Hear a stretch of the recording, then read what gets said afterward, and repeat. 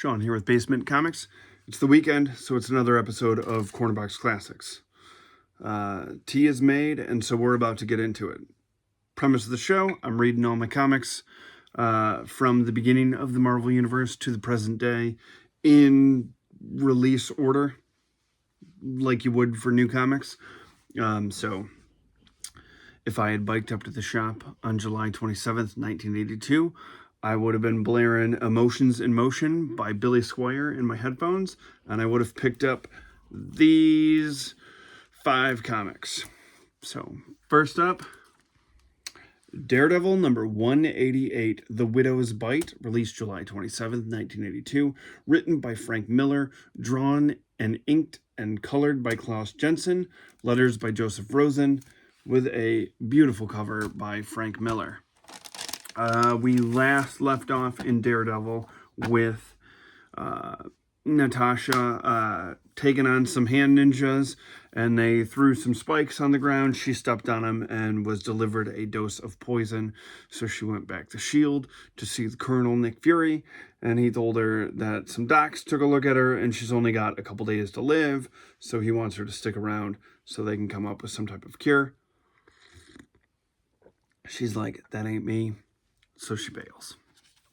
So this opens up with her going Captain America in The Winter Soldier and taking on all these S.H.I.E.L.D. agents. You know, a lot of this, like, I think Klaus Jensen gets enough, I think he gets credit for this run, but I don't know if he gets enough credit, because I think a lot of people just go to the written and drawn by Frank Miller portion of it. But Klaus Jensen is equally good at rendering kick-ass fight scenes and great Daredevil stuff, and I dig it. So Natasha is taking on these S.H.I.E.L.D. agents. She's going pretty easy on them. Kind of like this shot here of her climbing up the wall with the 2 clobbered agents down at the bottom. Thought it was a cool perspective shot.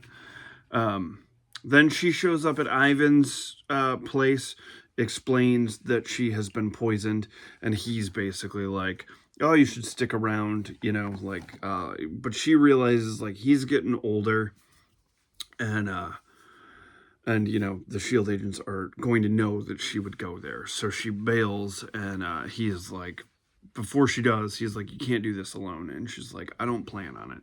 And bails out the window. She then goes to Matt's apartment. Obviously, that's the person she's not planning on doing it alone with. And when she gets there, in the shadows, there are some more hand ninjas. And they're about to take her out. But she winds up, like, realizing that he's not there, and takes off.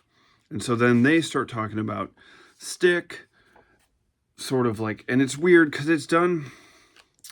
I read a lot of X-Men books, obviously. That was my my bread and butter. So I imagine what they're doing here is like telepathic speech drawn by the bubbles there. But I don't think the ninjas are telepathic. And then sort of the same thing goes on, like when we turn the page, you are then, obviously the segue there is that the ninjas are talking about going after Stick. And then we get Stick sitting on, like, the sensory deprivation chamber that Murdoch is in because his powers are out of whack. And they're sort of speaking in each other's minds, which, like, I'm not a ninja, so I don't know if that's a ninja thing. But it sort of, like, for a second, it took me out of it, because I was like, okay, how are they are they just this in tune, you know? And the thing, so basically, like, Stick is trying to get him out of there. Then it cuts back to Natasha, who's obviously the effects of the poison are wearing on her. She winds up at Heather Glenn's apartment, thinking Matt might be there, and we just see a sad sack Heather basically bitching about being in a relationship with Matt Murdock. And normally I would feel bad for this character, but I'm not big on her in the comics, and I am certainly not a fan of her in the Daredevil Born Again show, so I have zero sympathy, unfortunately, for Heather Glenn right now. Then it cuts back to we get the Hand who have resurrected this, I think is Karigi, I believe. And he basically, like, the one of what looks like, I can't think of the character's name now from Doctor Who, but anyways, this Hand guy basically is showing him a picture of Stick and basically like, you're gonna have to go after and kill this dude. So then cut back to Widow, who is searching all over New York for Matt, stumbles upon Foggy, who's basically lamenting, like, he's basically kind of like, Matt's been missing for days, missed a bunch of cases. This, like, isn't like him this bad, but it is sort of like him. And Foggy's starting to get suspicious as to why Matt's like this. Then it's back to Stick sitting on the deprivation chamber, trying to get Matt out of there. And basically, like, talking to him about the Hand and that, like, this isn't, like, you gotta get out of this thing, even though it hurts. And, you have to take on the Hand. So then the last place that Natasha goes is the Kingpin's office, who's getting into it with some Magia goons. And she shows up and she starts to, like, she's taking these guys on, but isn't doing the most bang up job of this. And she's starting to smoke. Like, smoke's just pouring off of her. So that's weird. There were some interesting choices in this issue. So then at this point, Stick is still talking to Matt in the deprivation chamber as some ninjas are coming after him. And, Matt's lamenting the fact that his powers are out of whack. And he's like, hey, kid, like, that the radiation that gunked up your eyes and that you believe gave you these extra senses, like, that's not a thing. The radiation wore off a long time ago. The radiation didn't give you your powers. Your powers have always been inside you. It's something that every human can do. So I guess I could speak telepathically to my ninja buddy if I just had enough inner whatever to access this part of it. So that's sort of what Stick is saying. And then he takes off. Doesn't really take off, but it's sort of like the art stylized choices that he's there, and then suddenly he's not there. Matt's still in the tank, but I believe Stick is fighting the ninja goons. And then Stick's ninja guys show up and make quick work of that guy, and right as Matt finally gets out of the tank, Natasha stumbles down there, smoking like she is being, like when the Hand ninjas die and they just turn to dust. So that is where we are at in Daredevil. This run is great. It's fantastic. Not much more I can say about it other than I am thoroughly enjoying it. And it's a pretty high bar. That, like, I have other runs of Daredevil that I love, but this is definitely at the tippy top of all of that. So, when I pedaled up to the shop, another book that I would have been looking forward to picking up would have been Dazzler number 21, and you're in for a treat because this is a double-sized issue. Allison Blair, This Is Your Life, released July 27th, 1982. Written by Danny Fingerroth, pencils by Frank Springer, inks by Vince Coletta, letters by Janice Chang, and colors by Don Warfield.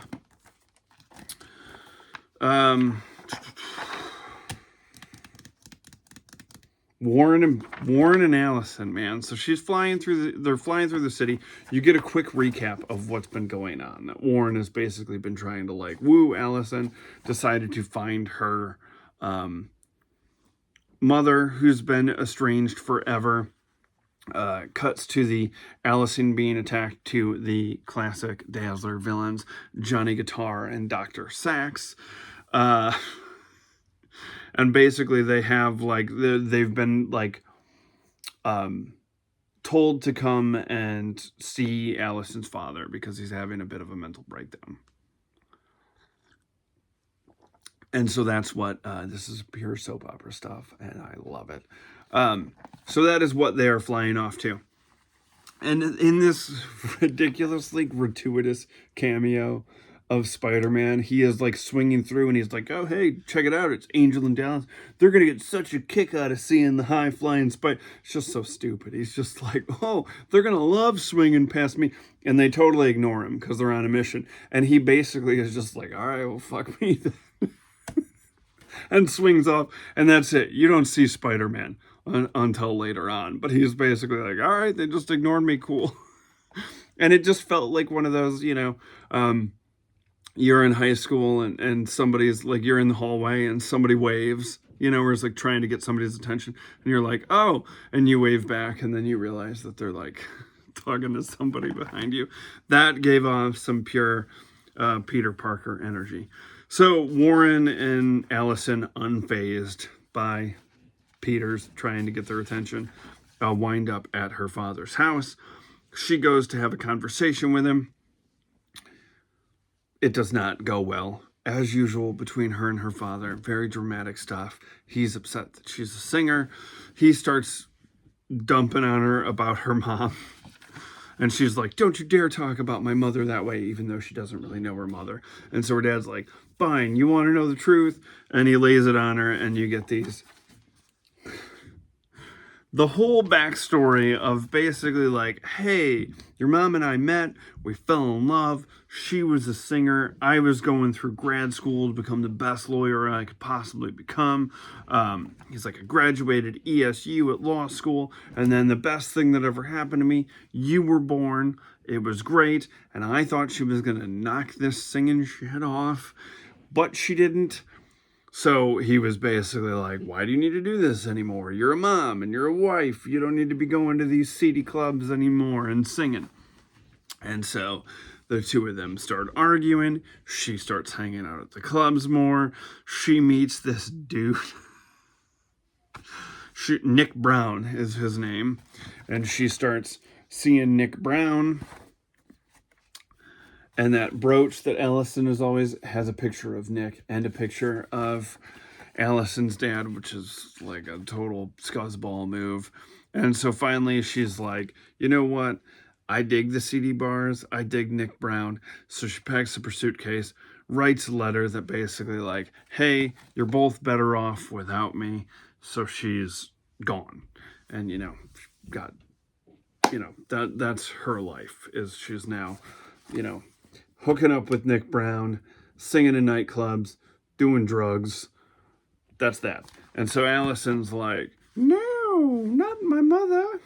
And that's that. It's, like I said, it's pure soap opera stuff, and it's fantastic. So it cuts to, like, there's this... I really like the way this is done, because it's very, like...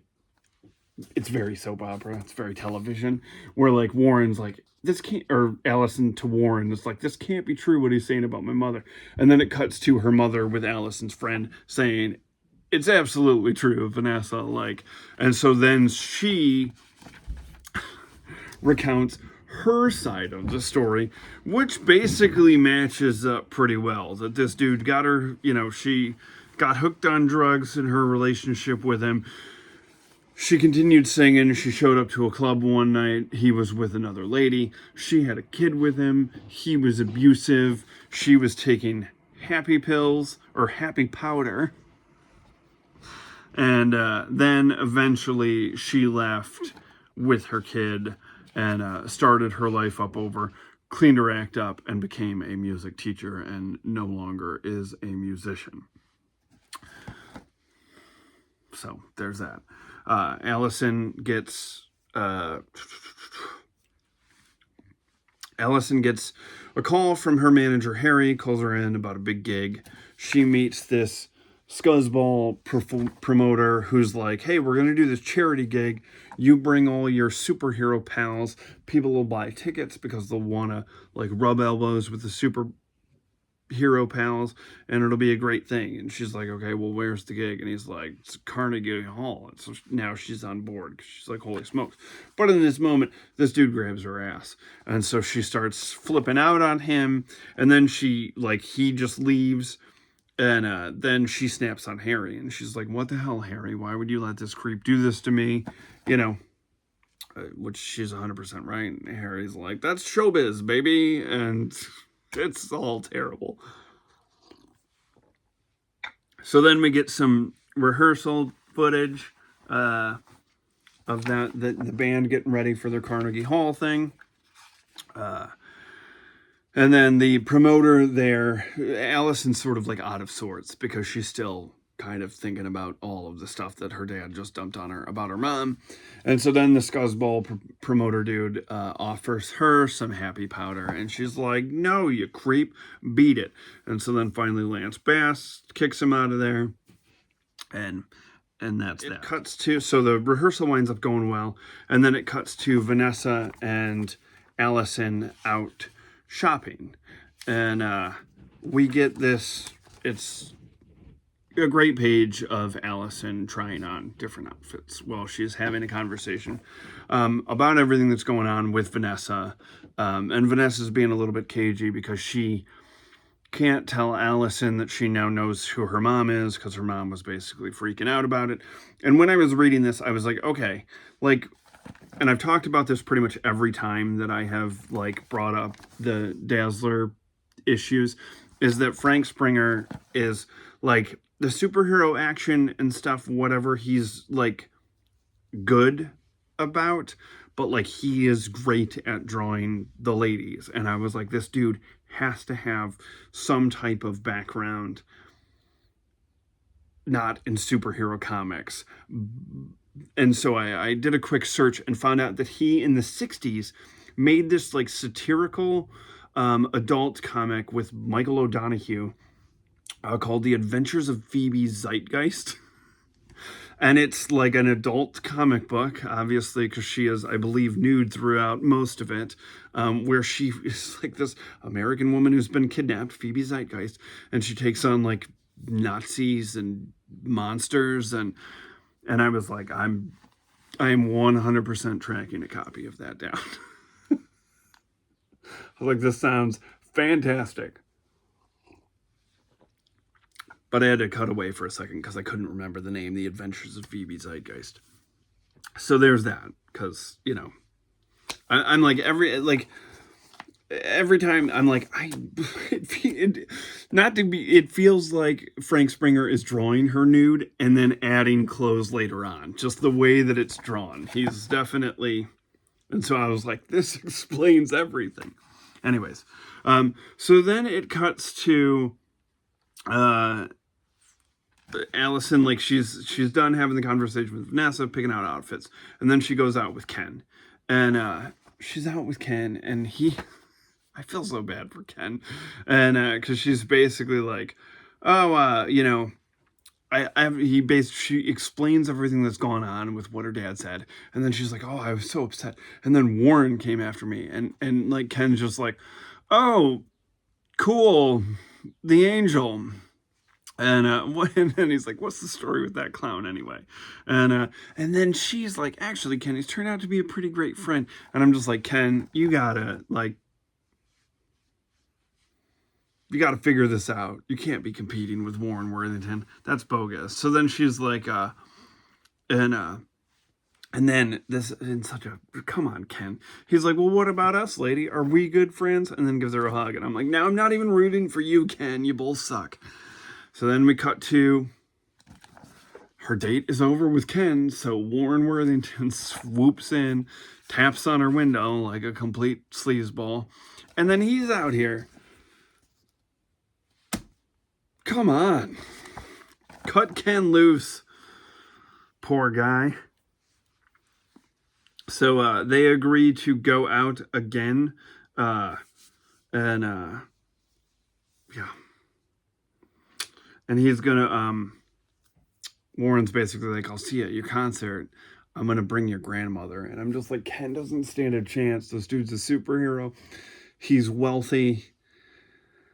And now he's bringing her grandmother to the concert at Carnegie Hall as his date. Like, the only shot that Ken has is if he switches from law to, like, pediatric medicine. That might be. Maybe. But he still doesn't have wings. Guy's toast. Carter, Allison's old man, sees the ad and he's like fucking haunted by music. And he's like, but I'm going to go. And so then we get to see all the heroes showing up to the Carnegie Hall show, doing their thing. Beast and Wonder Man, the Avengers, current Avengers lineup. Tip of the hat to the editors here to making sure that the continuity matches.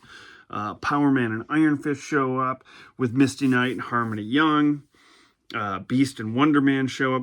Peter Parker's taking pictures, and then the crowd gets like super bummed out because Warren shows up like just in a suit and not a superhero costume, and they're like, "Oh, he's with some old lady," which I thought was funny.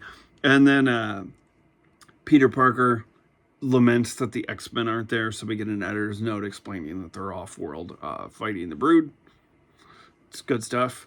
And then Ken Barnett, good old Ken, he shows up to Carnegie Hall, and the kids are like, hey, who's that? This is nobody. Forget him. Poor dude. And he's like, thanks, kid. I'll remember that if you ever need a lawyer. And so then the woman we've been waiting for, Allison's mother, shows up, and she starts to freak out. So Vanessa's like, no. Like, let's just go in, see the concert. You've never seen her sing. Let's do this. So then there's, like, Harry is given Allison a pep talk, and he sort of apologizes for not sticking up to the creepy promoter earlier when he, assaulted Allison. But then he sort of, like, kind of crashes the car. Harry's not great at, like, he tries to apologize and then says something stupid. So we get this hilarious panel of Allison telling Harry to go sit on it, which I think is hilarious because it's funny for me because that is something sometimes my wife says, which I just think is ridiculous. Then there's a knock at the door. She thinks that it's Harry coming back again to apologize, but it's some other creep that's in one of the opening bands. And he tries to offer her some happy powder to, like, brighten her spirits. So she flips out, obviously, because, she's just got this news that her mom abandoned her for being a drug addict singer.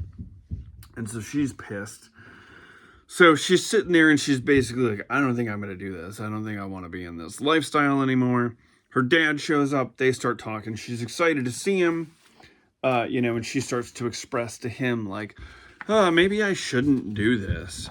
And so he is like, he sees this moment. He's like, hell yeah. And they go to leave. And that's when Vanessa shows up. And she recognizes that Allison is about to leave, and she's like, whoa, don't, like, I'm not supposed to say anything, but I brought your mom. She's in the audience. She's rubbing elbows with Moon Knight or whoever. And so that's when, like, over the speaker in the dressing room, it's basically like 1 minute to showtime, Allison. And so she's like, I don't know what to do. And, eventually she's like, she like apologizes to her dad. It's like, I'm sorry I have to do this to you. And it's like, dude, just get over it. She's not your wife. Like, let her be a singer. She's clearly already turned down the happy powder. So, I mean, she's a little bit with your life, like your wife, because she's bouncing between poor Ken Barnett and Warren Worthington. But at least she's not doing drugs. She's Herald of Galactus at one point, but no drugs. So she goes out there, she sings, she brings the house down. Even Captain America is like, damn, she's pretty good. She's no Glenn Miller, but, good enough. So then she sings a song that she wrote about her mother. And always, like, this is one of the things in comics that I don't really like, is when like they're doing a song that's not like a popular, it's like, oh, we wrote this song, because it's like, you guys aren't lyricists, this is kind of hokey, and there's no music to go along with it, so you have to sort of make it up in your head, you know, so there is that. Harry comes by, tells her she does a great job. She's waiting in the wings, like hanging out longer in her dressing room than she could after the show. She meets her mother, and her mother's like, this is a lot for me. Like, I don't really know if I want to, like, stick around. And so then the dad comes out, and Carter comes out, and he's like, hey, we raised a pretty good kid, and seems to have buried the hatchet, at least for himself. And so she agrees to stick around, like, in her life, kind of. So, you know, taking it one day at a time there or whatever. And so then Allison goes back to her apartment to, you know, take it easy after the show. And lo and behold, there's a surprise party full of all the superheroes. And then there is a great shot of Beast throwing on his favorite platter, Beast of Burden by the Rolling Stones, as everyone starts having a great time at the party. And Ken's there, and Warren's there. It's all weird. But that was Dazzler 21. So at least now Allison knows that her mom is alive and around. So there's that. I'm telling you. This is like the third or fourth time that I've read through all of Dazzler, and if you cannot tell, I absolutely love it. It always bums me out when people are like, ooh, Dazzler. It's a really fun series, expertly drawn by Frank Springer. Up next, Ka-zar the Savage, New York, New York, released July 27th, 1982, written by Bruce Elliott Jones, pencils by Ron Frenz, inks by Armando Gil, letters by Janice Chang, colors by Don Warfield, and a cover by Ron Frenz and Armando Gil. So, I'm reading Ka-zar from the beginning and where I pulled it in once I purchased it in Cornerbox Classics. So I'm like, I think I've got like 4 or 5 issues before I catch up. But the frustrating thing is, like, in the very early issues of Ka-zar, he like gets out of the Savage Land and goes to like a place deeper in the Savage Land, which I've never heard about in any other comics. And then now he's in New York. So I'm like, I hope in these 5 issues somewhere he's in the Savage Land, because that's what I was really hoping for. Because Ka-zar in New York, not my favorite thing. And I wasn't necessarily, like, the last issue, I wasn't that into, mostly because I don't really know what's going on, because I haven't caught up yet. But that's, like, I could have not drawn this in, but I actually think that's part of, thing is like, every one of us, except for maybe a few, I mean, I know I've got one pal who like legitimately bought Avengers #1 off the racks. But for the majority of us, we all jumped in feet first at some point in this. And like, this is a little bit of my lament of the constant modern like renumbering, is like, I don't really think that it's bringing in that many new people. And man, I started in an absolutely confusing spot in X-Men and just sank or swim, man. Like, that's, you know, it's part of it. So this is sort of a little bit like that, where it's like, I didn't 100% know what was happening in issue number 17 because I haven't read it yet. So what I do know is that Ka-zar has a head injury and he's wandering around New York, and Shauna and some of their friends are looking for him. And Zabu's in jail for some reason. So he gets obviously taken on by some thugs, makes quick work of them. And at the end of the issue, the hook for me of like, oh, okay, I'm all right with him being in New York right now, is the fact that Romana Cortland, the woman that is, I think she's a little bit vying for his affection. And this is another thing that I didn't realize when diving into this Ka-zar series, is that there would be so much like Shauna and Ka-zar like relationship drama. Like, the two just don't seem good for each other. Anyways, so this Ramona Cartland woman is looking for him. And so of all people, she goes after Ka-zar, or not Ka-zar. She goes after Kraven, and convinces Kraven to go after him. This is all wonderfully drawn. Shauna is still out looking for him, showing up at the police station dressed like that. Zabu is in a cage, which she's not thrilled about, but he quickly escapes. And then it's basically from this point on is Kraven going after Ka-zar. And so Zabu is running through the city. Cops are trying to trace Zabu. And it cuts to him showing up at this movie house. And these guys here are watching a 3D movie and talking about how great and realistic the 3D is. And one guy's annoyed because he's like, yeah, it's cool, but the glasses are bothering me. And then you get this great shot of, like, they're watching a jungle picture. And then Zabu, they're like, this is so lifelike. And then Zabu actually jumps through the screen. And I thought that was pretty great.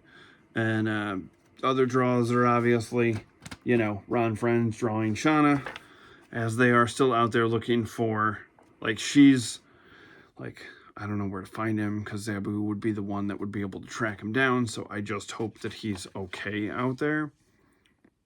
And right as the cops find him, that's when Ka-zar drops. Or, why do I keep on doing that? That is when, it's because of the K's.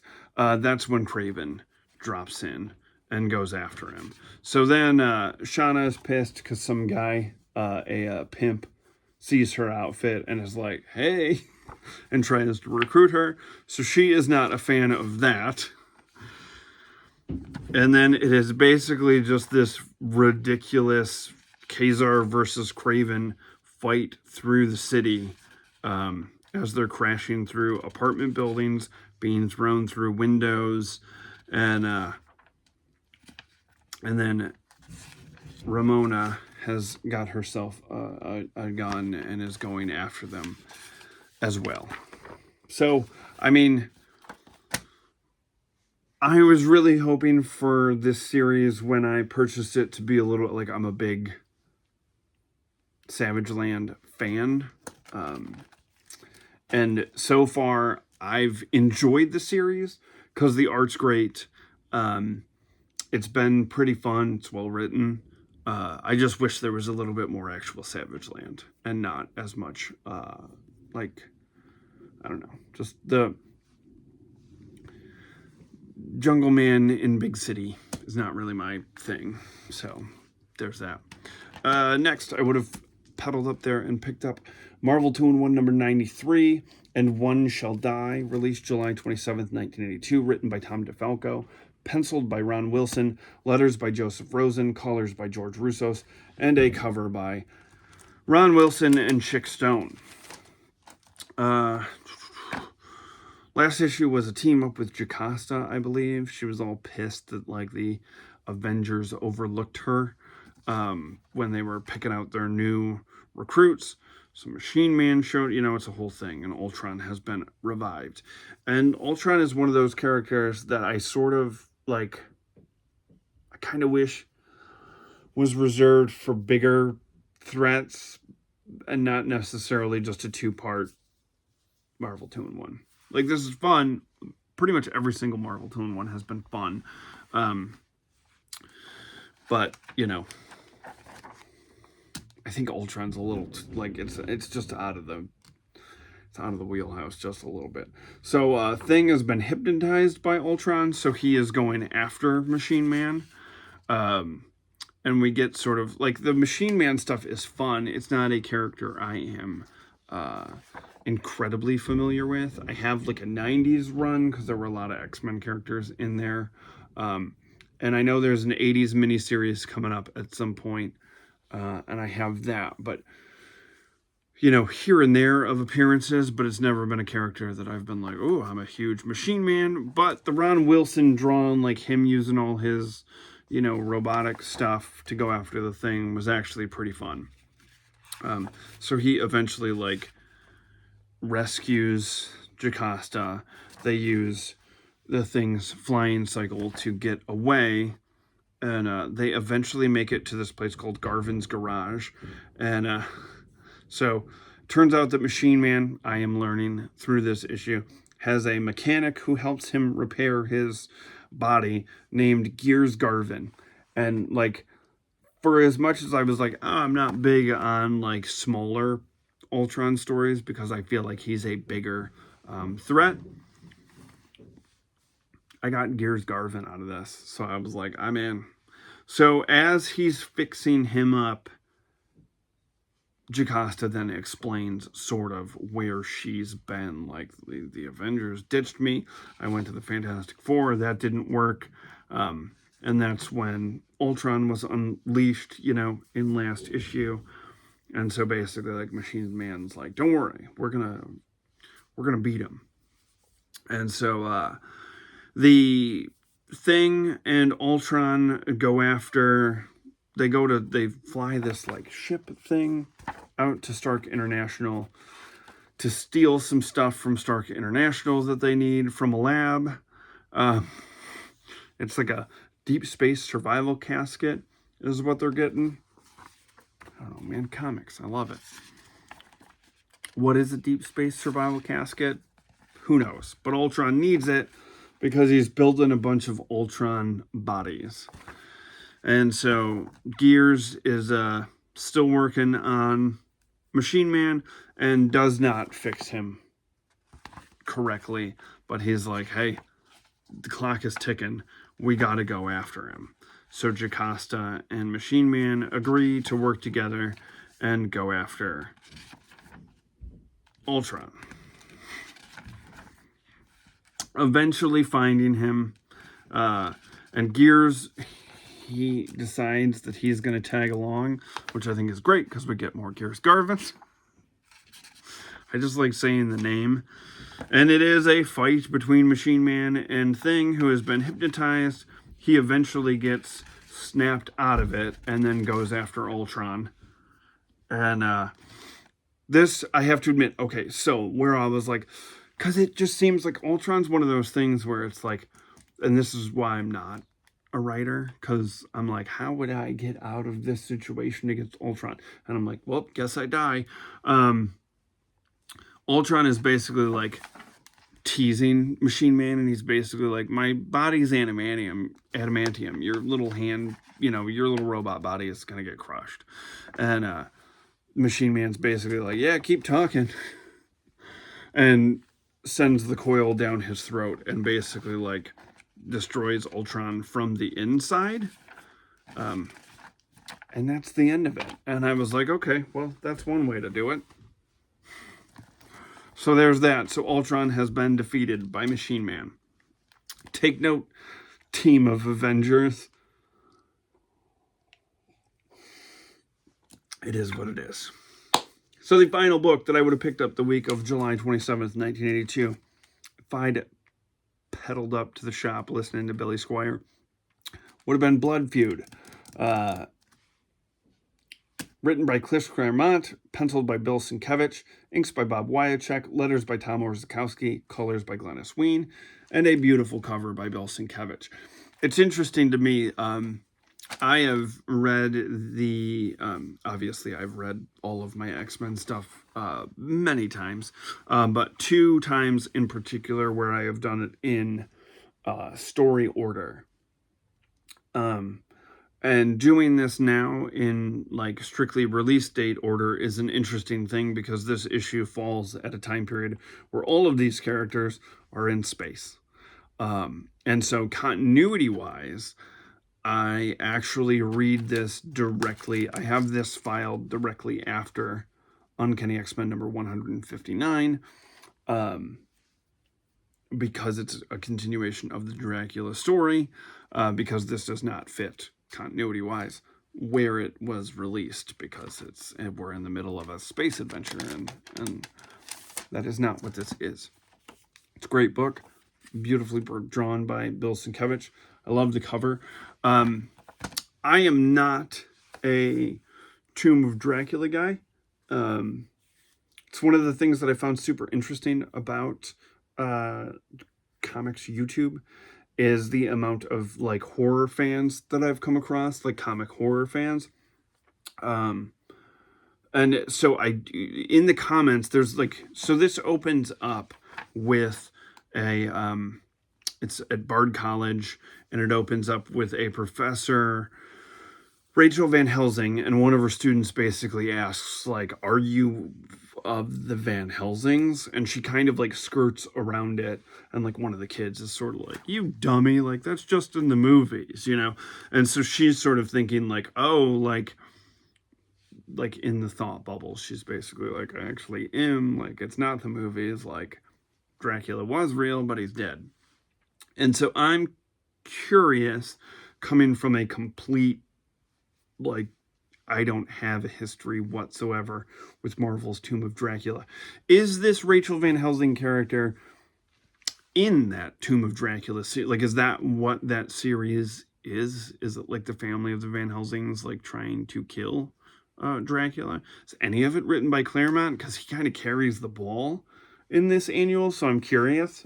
You know, this could be the hook that gets me into Marvel's Tomb of Dracula. And then there's going to be another person out there trying to get those back issues.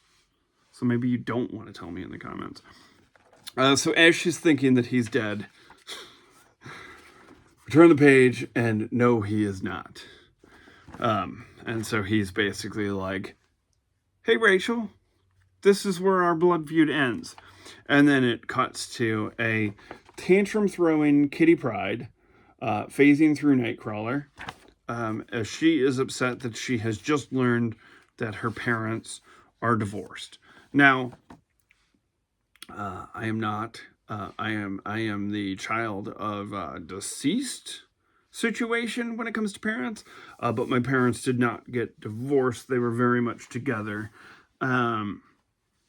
So I don't, you know, like, story-wise, the, like, Kitty being, like, I understand why Kitty, it just doesn't, like, it's not an experience that I can draw on. I feel for her, you know, but it's a bum out.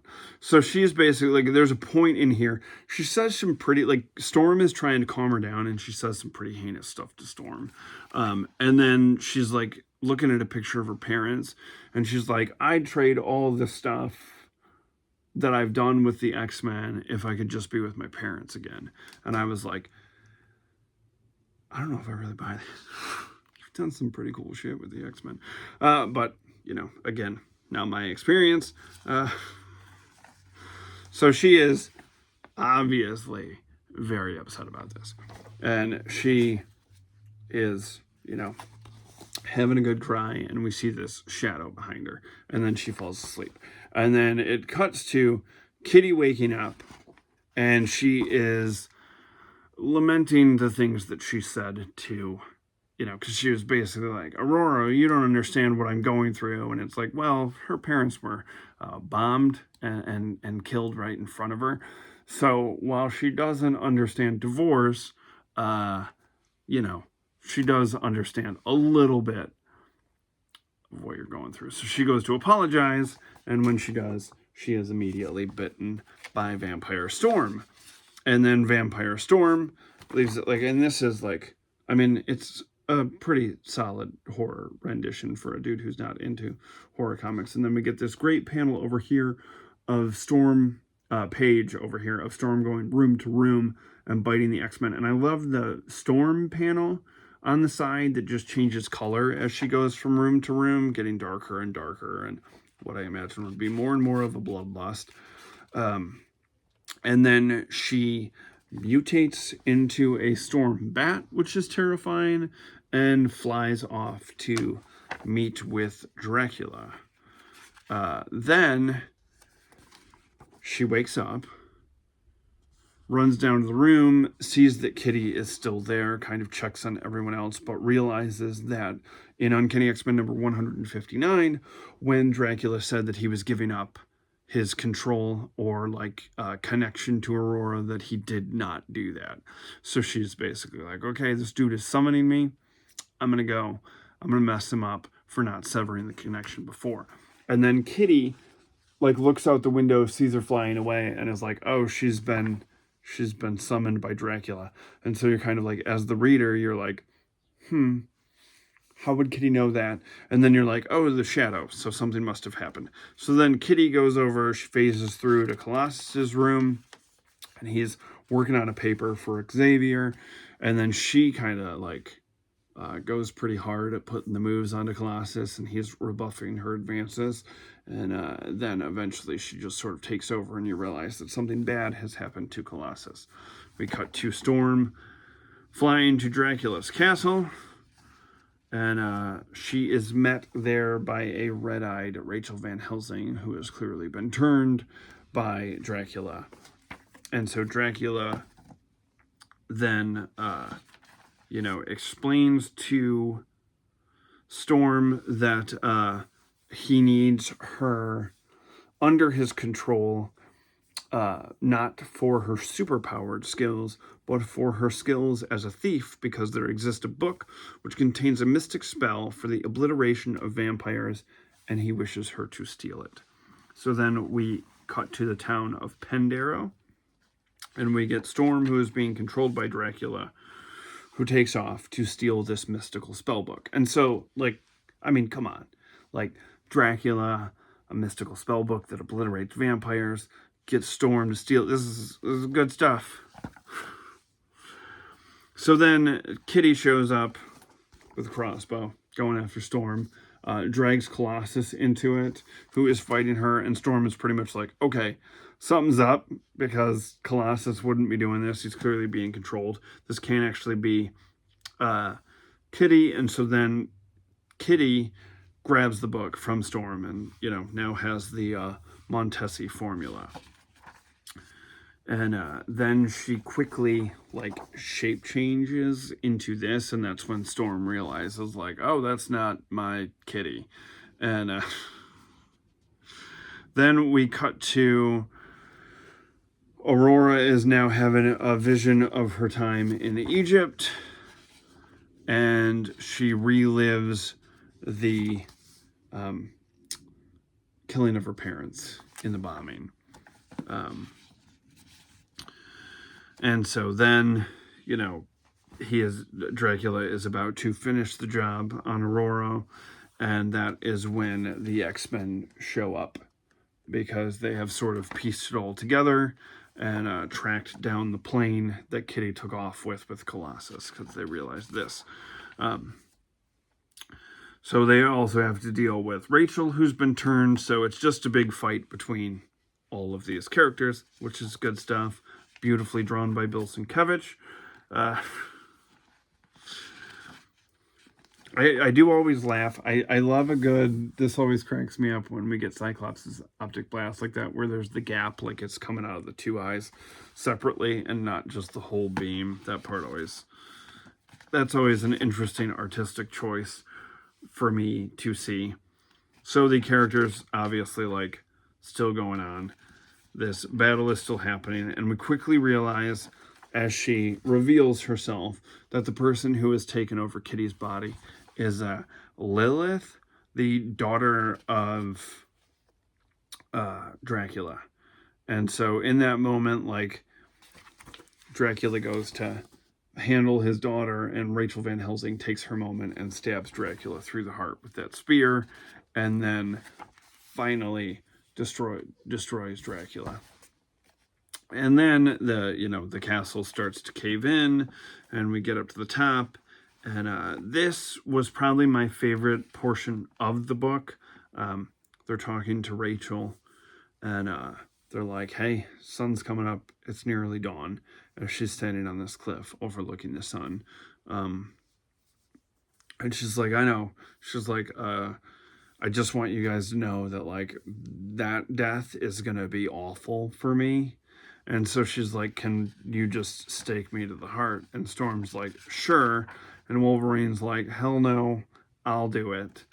And he does it in the hugging type of way and stabs her through the heart. And then it's just this beautiful panel of her looking at the sun and then turning to dust. And it's outstanding. And so Kitty is released by Lilith, and it's just sort of the X-Men watching the sunrise, wondering if this battle with Dracula is actually over. And so a sad end to Rachel Van Helsing, but at least in the end, she was able to defeat Dracula. So like I said, I'm sort of like, I enjoyed that quite a bit, and I'm curious if that's actually what the Tomb of Dracula book is, or if this was just kind of like a separate thing that Claremont was doing. So that is Cornerbox Classics for this week. I took a look at the first week of August, and holy smokes, that is...